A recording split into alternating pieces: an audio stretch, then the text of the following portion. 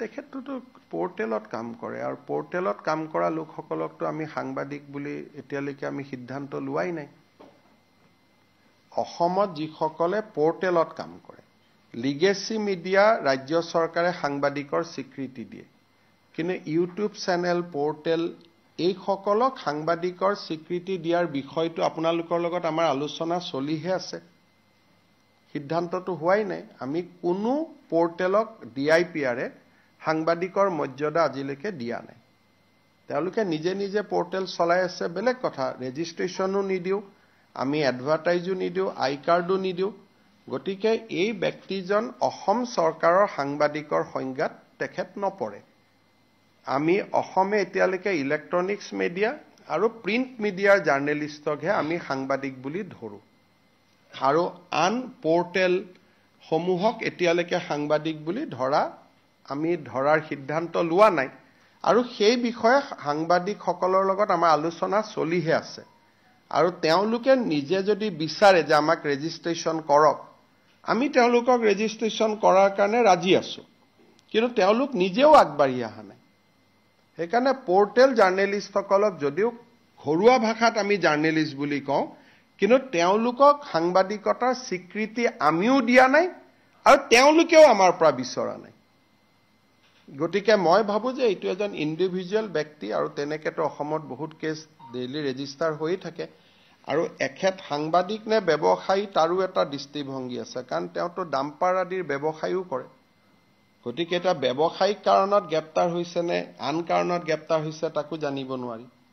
কিন্তু মই যিগৰাকী ব্যক্তিৰ নাম জানো তেওঁৰ 4-5খন ডাম্পাৰো আছে তেওঁ বিভিন্ন ব্যৱসায়ও কৰে পাৰ্ট টাইম এটা চেনেল এটা পোৰ্টেলত কাম কৰে আৰু সেই পোৰ্টেলটো ৰাজনৈতিক ব্যক্তিৰ পোৰ্টেল গতিকে এটা সাংবাদিকৰ ডেফিনেশ্যনত আহিব নাই আমি প্ৰেছ ক্লাবৰ লগত কথা পাতিব লাগিব না প্ৰেছ ক্লাবে প্ৰতিবাদ কৰিছে কিন্তু প্ৰেছ ক্লাবৰ লগত এতিয়ালৈকে সিদ্ধান্তই হোৱা নাই যে পোৰ্টেলক সাংবাদিকত ধৰিম নে নধৰিম এতিয়া যদি তেওঁলোক আগবাঢ়ি আহে আমিতো ভাল পাম কাৰণ আজিলৈকে আমি এডভাৰটাইজো নিদিও একো নিদিও আমাৰ লগত কোনো সম্পৰ্কও নাথাকে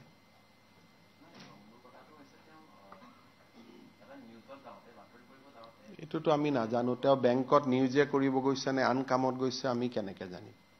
বা আন সাংবাদিকে কেনেকে তাৰ গ্যাৰেন্টি ল'ব পাৰিব আজিকালি দিনত আমি নিজৰ ল'ৰা ছোৱালী গ্যাৰেন্টি ল'ব নোৱাৰো তেওঁ এটা বেংকত গৈছে সাংবাদিকো নহয় এটা তেওঁ কি কামত বেংকত গৈছে বাকি সাংবাদিকসকলে তেওঁৰ হৈ কেনেকে ক'ব এটো তেওঁ ঘৰুৱা কামতো যাব পাৰে নিজৰ কামতো যাব পাৰে এটোতো কোনেওতো ক'ব নোৱাৰে প্ৰথম তেওঁ এজন সাংবাদিক হ'ব লাগিব স্বীকৃত দ্বিতীয় তেওঁ কি কামত গৈছে তো আমি জানিব লাগিব বাকি সাংবাদিকসকলে তেওঁৰ হৈ গ্যাৰেন্টি লৈছে কিন্তু চৰকাৰে তো গ্যাৰেন্টি ল'ব নোৱাৰে সাংবাদিকৰটো যদি সাংবাদিক এজনে গৈ কাবাৰ লগত কাজিয়া কৰিলে তেওঁ এটা এৰেষ্ট নহব নি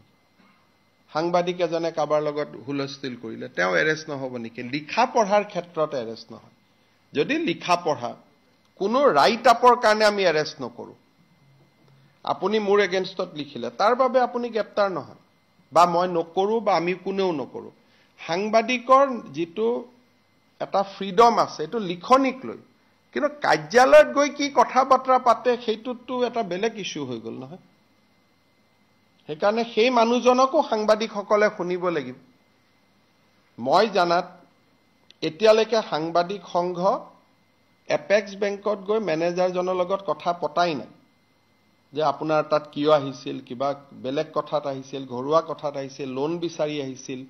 লোন নিবিচাৰি আহিছিল তেওঁ তাতে লোন বিচাৰি গৈছিল নে কি বিচাৰি গৈছিল সেই কথাখিনিটো সাংবাদিক সংস্থাৰ প্ৰতিনিধি দল এটাটো এপেক্স বেংকত যাব লাগিব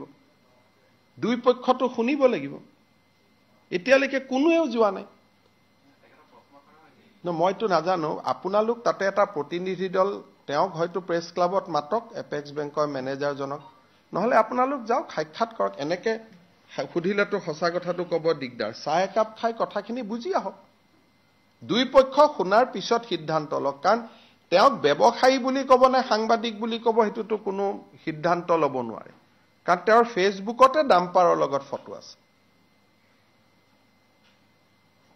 আপোনালোকে নিজে কক আছে নে গতিকে তেওঁ এজন এতিয়া ডাম্পাৰ ব্যৱসায়ী নে তেওঁ সাংবাদিক, এই সিদ্ধান্তটো কোনে ল'ব? Who will take this decision? গতিকে আপোনালোকে মোক যদি সিদ্ধান্ত লয় সাংবাদিক বুলি কয় মই এৰি দিম, কিন্তু সাংবাদিক বুলিয়ে মোক আপোনালোকে লিখি দিয়ক যে তেওঁ সাংবাদিক। কিন্তু আপোনালোকে লিখি দিয়াৰ আগতে 3বাৰ চিন্তা কৰি চাব, কালি যদি ডাম্পাৰ কেছত পৰে তেতিয়া কি কৰিব। সেইকাৰণে মোক এখন আপোনালোকে লিখি দিয়ক সাংবাদিক বুলি, আপোনালোকে তেওঁৰ ওপৰত দায়িত্ব লওক, এতিয়াই এৰা যাব। এতিয়া যদি প্ৰতিদিন DUI অমুকৰ সাংবাদিকসকলে আহি কয় যে এইখন আমাৰ কাৰ্ড, আমি সাংবাদিক, তেওঁতো যিটো পৰ্টেলত আছে তাততো আমি জাৰ্নেলিষ্ট কাৰ্ডো নিদিওঁ, পৰ্টেলকতো আমি আনাই নাই জাৰ্নেলিজিমৰ ভিতৰত এতিয়ালৈকে।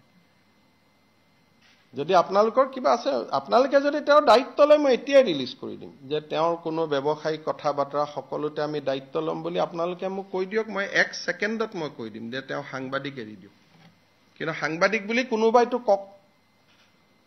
মোলৈকেতো এতিয়ালৈকে এখন চিঠিও অহা নাই যে তেওঁ সাংবাদিক বুলি। নে কি মই ভুল কৈছো নেকি?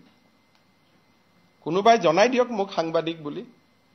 তেতিয়া তেওঁক আমি এখন লাইচেন্স দি দিম আৰু যে আপুনি ডাম্পাৰৰ বিজনেছ কৰিলেও, বেংকত গৈ জবৰদস্তি লোন খুজিলেও আপুনি সাংবাদিক বুলি আপোনাক ট্ৰিট কৰিম। দেশত মুখ্যমন্ত্ৰী, মন্ত্ৰী এজনেও গৈ যদি বেলেগত ক'বাত ধমকি দিয়ে তাকো কোনেও ৰেহাই নিদিয়ে। আইনে কাক ৰেহাই দিব? লিখা পঢ়াত ৰেহাই আছে, মুখ্যমন্ত্ৰীৰ বিৰুদ্ধে লিখাৰ কাৰণেতো কাকো এৰেষ্ট কৰা নাই। পুলিচৰ ৰিপৰ্টটো আহিছে যে তেওঁ শিডিউল ট্ৰাইব সম্প্ৰদায়ৰ বড়ো বুলি ব্যক্তি এগৰাকীক খুব ঘৃণনীয়ভাৱে ব্যৱহাৰ কৰিছিল। আৰু দ্বিতীয় ৰিপৰ্টটো আহিছিল যে তেওঁ বেংকত এটা বৃহৎ পৰিমাণ টকাৰ লোন দাবী কৰিছিল তেওঁৰ ব্যৱসায়ীৰ কাৰণে। ইয়াত লিখা পঢ়াৰ লগত কথাটো জড়িত নাই, যিটো পুলিচৰ ৰিপৰ্ট। আৰু আজি বড়ো বোলা ব্যক্তিগৰাকীয়ে 164 ষ্টেটমেণ্টটো দিছে কোৰ্টত যে মোক অবাইচ ভাষাত গালিগালাজ কৰা হৈছিল বুলি। কালি বেল দিলে, কিন্তু আৰু 2-3টা কেছ আছে তেওঁৰ ওপৰত। গতিকে পুলিচে গোটেইকেইটা কেছতে গ্ৰেপ্তাৰ কৰিব আৰু গোটেইকেইটা কেছতে তেওঁ বেল ল'ব, কাৰণ তেওঁ ওপৰত এটা কৰিলে, তলত আহি এটা কৰিলে। আৰু গোটেইকেইটা কেছে সাংবাদিকতাৰ লগত জড়িত নহয়। লিখাৰ কাৰণে তেওঁক এৰেষ্ট কৰা নাই, সেইটো ভুল ভাবিবই নালাগে। মইতো আজিও কৈছো আমাৰ ওপৰত যিমান লিখে লিখক, লিখাৰ কাৰণে অসমত কোনো জাৰ্নেলিষ্টক কোনেও এৰেষ্ট নকৰে। কিন্তু যদি এটা জাৰ্নেলিষ্ট এজনে বাহিৰত গৈ শিডিউল টাইপ, শিডিউল কাষ্ট মানুহ এজনক গালিগালাজ কৰে, এইটোতো কেছ হ'ব।